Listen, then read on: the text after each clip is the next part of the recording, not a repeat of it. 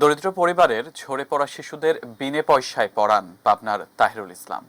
বাড়ি বাড়ি ঘুরে সুবিধাবঞ্চিত শিশুদের তুলে আনেন তার ব্যতিক্রমী পাঠশালায়। অক্ষর জ্ঞান হলে ভর্তি করে দেন স্কুলে। সরকারি বেসরকারি অনুদানে নয়, পেনশনের টাকা খরচ করেই শিক্ষার আলো ছড়িয়ে চলেছেন অবসরপ্রাপ্ত এই স্কুল শিক্ষক। মিলন মাহমুদের ক্যামেরায় পাবনা থেকে বিস্তারিত জানাচ্ছেন রিজভি জয়। শিক্ষার আলোর ফেরিওয়ালা তাহিরুল মাস্টার দরিদ্র পরিবারে যে শিশুরা স্কুলে যেতে পারে না তাদের তুলে আনেন।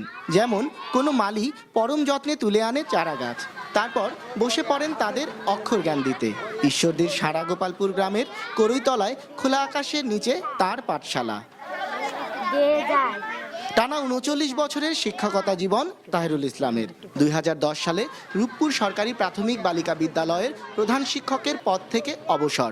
দীর্ঘ অভিজ্ঞতা থেকে দেখেছেন পারিবারিক আর্থিক সংকটে স্কুল থেকে ঝরে পড়ে সম্ভাবনাময় কত কচি প্রাণ। প্রাণ কাঁদে এই শিক্ষানুরাগীর, আর শিক্ষকতা তো তার রক্তের ভিতরেই মিশে। বাপ মা লেখাপড়া করার মতো ক্ষমতা নাই বা শিক্ষা দেওয়ার মতো, তখন আমি উদ্যোগ নিলাম যে এদেরকে সকালের বিকালে যাতে পড়াবো, যাতে এরা ঝরি না পড়ে এবং যে কিছু পড়ালেখা শিখবে, সরসা অক্ষর শিখবে, তখন তাদেরকে স্কুলে ভর্তি করে দেবো। এ যেন এক ফুল বাগান, মানুষ গড়ার কারিগর ৭০ ছুঁই মানুষটিও ক্লান্তিহীন। অক্ষর জ্ঞান বা প্রাথমিক বিদ্যালয়ের শিক্ষা শেষে বিভিন্ন স্কুলে ভর্তি করিয়ে দেন তার ছাত্রদের। সরকার যদি নাই দেয়, তবু যদি ছেলেপেলেরা যে করে থাকবে আশেপাশে, যারা পিয়ারপুর আছে, অন্য জায়গায় আছে, তাদেরকে নিয়ে আবার আমার বাড়ির ছাদে পড়াবো। এখনো যেরকম পড়াচ্ছে তখনও পড়াবো। এলাকার মানুষও পরম আত্মীয় জ্ঞান করেন তাহিরুল মাস্টারকে। নিজের পেনশনের টাকায় শিক্ষার্থীদের বই খাতা পেন্সিল কিনে দেন, তাদের পড়ালেখার দায়িত্ব তুলে নেন কাঁধে। স্ত্রী তাহেরা খাতুনও অবসরপ্রাপ্ত শিক্ষক। ৫ মেয়ের এই জননীয় স্বামীর সহযোগী। পুরনো ছাত্রছাত্রীরাও কখনো লেগে পড়েন প্রিয় স্যারের পাঠশালায়। গত ৮ বছর ধরে উনি একেবারে নিরলসভাবে কাজটা করে যাচ্ছেন।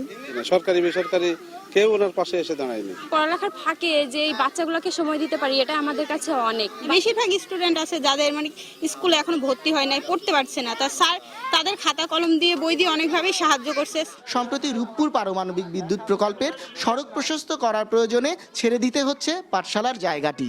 তবে শঙ্কা উড়িয়ে দিয়ে প্রশাসনের আশ্বাস, নতুন জায়গায় পাঠশালা হবে। এটা যদি ভাঙিয়ে দেয় তাহলে আমাদের পোলাপান এই অবস্থায় ঘুরে বেড়াবে।